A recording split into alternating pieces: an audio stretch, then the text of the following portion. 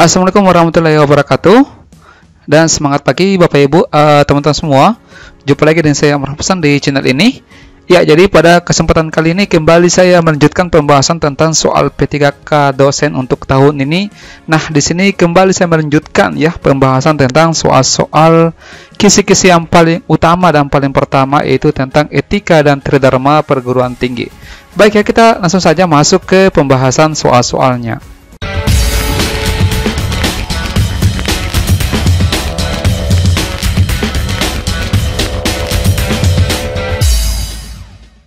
Ya, tapi sebelum saya bahaskan soalnya, saya berharap agar Bapak Ibu tentu semua mensubscribe terlebih dahulu channel ini, serta agar video ini diberikan tanda jempol suka sebagai bentuk dukungan Bapak Ibu terhadap channel ini. Ya, oke. Jadi sekarang kita sudah sampai di nomor 8. Di video sebelumnya itu soal ini sempat saya jadikan sebagai tugas dan saya melihat sudah ada beberapa rekan kita yang mengerjakan. Jadi jawabannya adalah B. Nah, di sini saya berikan jelasannya. Oke. Jadi ada beberapa bentuk-bentuk perguruan tinggi di sini. Ya, jadi ada universitas, kemudian ada institut, ada sekolah tinggi, ada politeknik, ada akademi, dan ada akademi komunitas. Nah, di sini ada jenis-jenis program perguruan tinggi, ada yang bisa akademik, kemudian bisa menjalankan program vokasi, dan juga bisa sebagai profesi. Untuk universitas di sini, itu yang bisa dijalankan bisa untuk akademik S1, S2, S3, kemudian kalau vokasi D3, D4, MT dengan DRT, profesi di sini ya bisa PR dengan SP. Nah, profesi dengan spesialis. Di sini kan yang diminta adalah kecuali. Jadi semua di sini bisa menjalankan ya pendidikan profesi kalau memenuhi syarat, kecuali akademi. Universitas bisa, institut bisa, politeknik bisa, sekolah tinggi bisa. Karena akademi itu untuk bentuk perguruan tinggi akademi, dia hanya bisa menjalankan program perguruan tinggi dalam bentuk D1, D2, D3. Ya, kalau politeknik itu makanya jarang ya kita dengar kalau politeknik itu teman-teman bisa S1, S2, S3. Biasanya kalau politeknik itu hanya diploma serta profesi maupun spesialis. Ya, ini penjelasan singkat ya Bapak Ibu, teman-teman. Oke, kemudian mengenai singkatan-singkatannya itu bisa dilihat, diperhatikan di keterangannya di bawah tabel. Oke. Next, nomor 9 ya, diperhatikan di sini. Untuk nomor 9, perhatikan jabatan akademik pada dosen berikut ini. Ada profesor, ada lektor, ada tenaga pengajar, ada lektor kepala dengan ada asisten ahli. Yang ditanyakan di sini, jenjang jabatan akademik dosen dari yang paling rendah sampai yang paling tinggi itu menurut Permenpan RB nomor 17 tahun 2013 adalah yang mana? Jadi yang paling rendah di sini Bapak Ibu adalah jabatan akademik ya, itu adalah tenaga pengajar. Jadi 3 ini yang pertama. Kemudian setelahnya tenaga pengajar, di atasnya tenaga pengajar itu adalah asisten ahli. Kemudian jadi ini yang paling di bawah ya, ini dulu, kemudian asisten ahli. Setelah itu, setelah asisten ahli kalau kita urus jabatan fungsional itu menjadi lektor. Ya, kemudian lektor kepala dan yang paling tinggi adalah profesor. Jadi jawabannya di sini adalah 35241. B jawabannya. Ya, oke. Next, nomor 10 diperhatikan. Nah, nomor 10, Bu dosen Ani merupakan pimpinan tertinggi pada sebuah akademik komunitas. Sebutan bagi Bu dosen Ani pada institusinya disebut dengan ya direktur. Nah, di sini akademik komunitas tadi di nomor 8 ya, itu salah satu bentuk perguruan tinggi. Jadi akademi komunitas ini merupakan penyelenggara pendidikan vokasi program diploma 1 dan atau program diploma 2 di daerah kabupaten kota yang berbasis keunggulan lokal atau untuk memenuhi kebutuhan khusus. Nah, untuk pimpinannya itu disebut dengan direktur. Ya, oke. Nomor 11. Nomor 11 diperhatikan. Nah, berikut ini beberapa kegiatan dosen. Yang pertama, ada melaksanakan pengembangan hasil pendidikan dan penelitian. Yang kedua, membuat rencana dan karya teknologi yang dipatenkan. Yang ketiga, memberi latihan atau penyuluhan atau penataran atau ceramah pada masyarakat. Yang keempat, membuat rancangan dan karya teknologi, rancangan dan karya seni monumental atau seni pertunjukan karya sastra. Yang kelima, melakukan kegiatan pengembangan diri untuk meningkatkan kompetensi. Ya, diperhatikan apa yang ditanyakan. Kegiatan yang menghasilkan angka kredit, jabatan akademik dosen pada unsur pelaksanaan pengabdian kepada masyarakat. Ini sepertinya sudah pernah saya jelaskan ya teman-teman. Saya tahu video bagian keberapa pada saat saya menjelaskan tentang Merdeka Belajar, yang merupakan unsur pada pelaksanaan pengabdian, yang tentunya yang nomor 3 pasti termasuk. Ya, jadi kalau pelaksanaan pengabdian kepada masyarakat itu berupa memberi pelatihan. Ya, oke, sehingga yang ada angka 3-nya itu termasuk. Ini sudah salah, ini ya, dan ini salah. Langsung saja ya, pasangannya yang 3 di sini adalah melaksanakan pengembangan hasil pendidikan dan penelitian. Jadi jawabannya di sini adalah B, 1 dan 3. Kalau membuat rencana dan karya teknologi yang dipatenkan itu masuk di poin pengajaran, ya.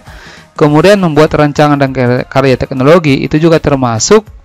Kemudian melakukan kegiatan pengembangan diri untuk meningkatkan kompetensi juga masuk poin pendidikan, ya.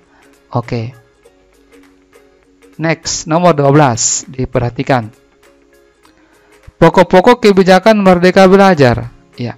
Di sini ada dikatakan kampus merdeka yang diusung Menteri Pendidikan dan Kebudayaan Nadiem Makarim adalah yang mana merupakan poin-poin pokok-pokok kebijakan Merdeka Belajar berdasarkan kampus merdeka. Ya, ini juga kalau tidak salah ingat pernah saya jelaskan ya soal sebelumnya. Di kebijakan kampus merdeka ini merupakan kelanjutan dari konsep Merdeka Belajar.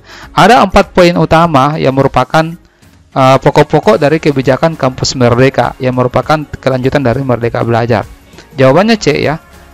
Oke. Yaitu yang pertama, otonomi bagi perguruan tinggi negeri dan swasta untuk melakukan pembukaan atau pendirian program studi baru. Ini saya jelaskan singkat.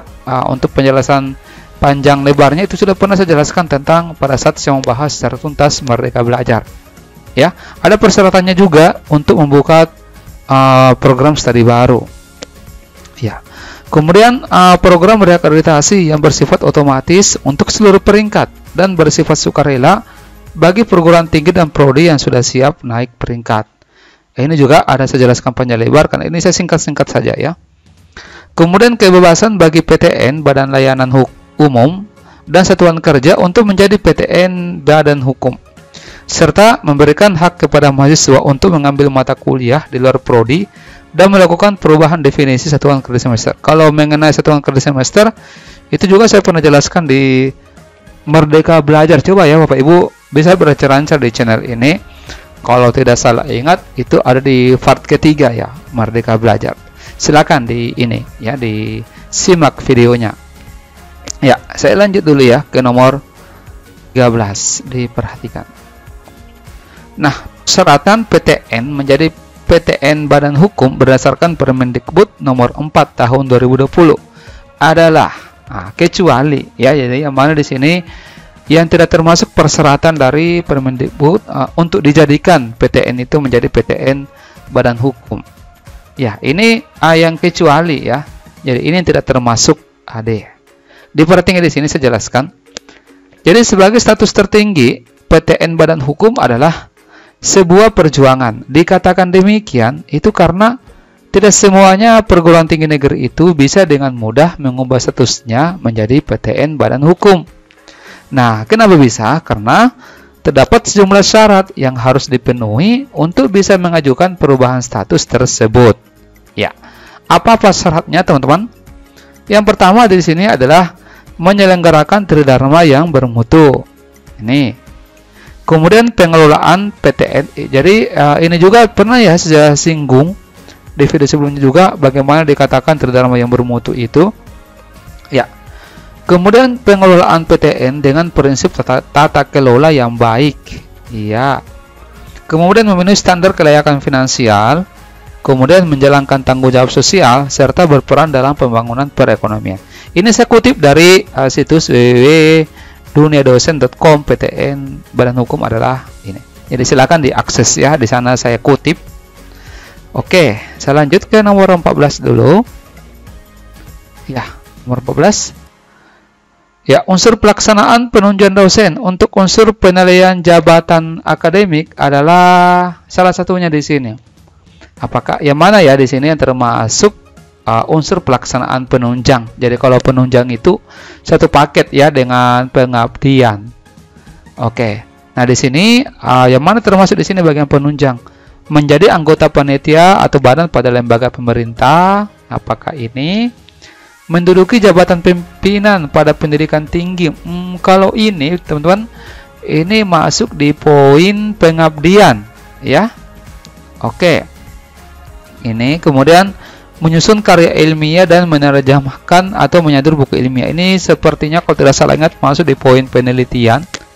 Kemudian bagian D, mengembangkan program kuliah dan mengembangkan bahan kuliah, ini masuk di program pengajaran, unsur pengajaran. Kemudian membimbing seminar dan membimbing kuliah kerja nyata, praktek kerja nyata, serta praktek kerja lapangan. Kalau ini masuk di poin pengajaran juga, ya. Jadi A jawabannya. Yang A ya. Oke, yang A. Nah, ini ada beberapa Bapak Ibu, teman-teman, yang termasuk unsur pelaksanaan dari penunjang dosen. Saya baca ya, enggak apa-apa. Yang pertama, menjadi anggota dalam suatu panitia atau badan pada perguruan tinggi. Ya, yang A jawabannya. Menjadi anggota panitia atau badan pada lembaga pemerintah. Menjadi anggota organisasi profesi dosen (Orprof). Mewakili perguruan tinggi lembaga pemerintah. Menjadi anggota delegasi nasional ke pertemuan internasional. Berperan aktif dalam pertemuan ilmiah, misalkan mengikuti seminar-seminar. Jadi, kalau mengikuti seminar itu masuk penunjang. Tapi kalau mengikuti workshop atau pelatihan, dia masuk di pendidikan atau di pengajar. Poin unsur itulah. Ya. Mendapat penghargaan tanda jasa, menulis buku pelajaran SLTA ke bawah yang diterbitkan dan diedarkan secara nasional. Tentunya ini harus ber-ISBN. Kemudian mempunyai prestasi di bidang olahraga atau humaniora, serta keanggotaan dalam tim penilai jabatan akademik dosen, ya. Jadi Bapak Ibu harus hafal semua ya, apa-apa unsur pelaksanaan penunjang, apa-apa unsur pelaksanaan pengabdian pada masyarakat, penelitian, serta pengajaran dan pendidikan. Ya. Nomor 15. Diperhatikan bentuk pembelajaran 1 SKS pada proses pembelajaran untuk berupa praktikum, praktik studio atau praktik bengkel, dan praktik lapangan adalah berapa menit per minggu dalam 1 semester. Oke. Ini jawabannya D, 170 menit. Jadi nilai satuan kredit semester. Nilai 1 SKS, kenapa berpindah ini teman-teman? Saya ganti dulu, belum diganti. Oke. Jadi nilai 1 SKS pada proses pembelajaran berupa praktikum, praktik studio, praktik bengkel, praktik lapangan, penelitian, pengabdian kepada masyarakat, dan atau proses pembelajaran yang lain yang sejenis. Ya, itu nilainya 170 menit per minggu dalam 1 semester. Ya, nomor 16. Untuk nomor 16 ini seperti biasa saya pending dulu soalnya, nanti saya serahkan kepada Bapak Ibu untuk mengerjakan terlebih dahulu dan kirimkan jawabannya di kolom komentar yang ada di bawah video ini. Nanti di video selanjutnya saya akan bahas soal ini ya Bapak Ibu. Baik, saya kira untuk sementara sampai di sini dulu. Semoga video ini bermanfaat bagi kita semua. Saya berharap agar video ini di-share ya, dan saya mendoakan Bapak Ibu yang belajar video di channel Ruang Tentor, saya mendoakan kita semua bisa lolos ya. Baik, saya kira sampai di sini. Terima kasih banyak atas perhatiannya. Wassalamualaikum warahmatullahi wabarakatuh. Dan semangat pagi.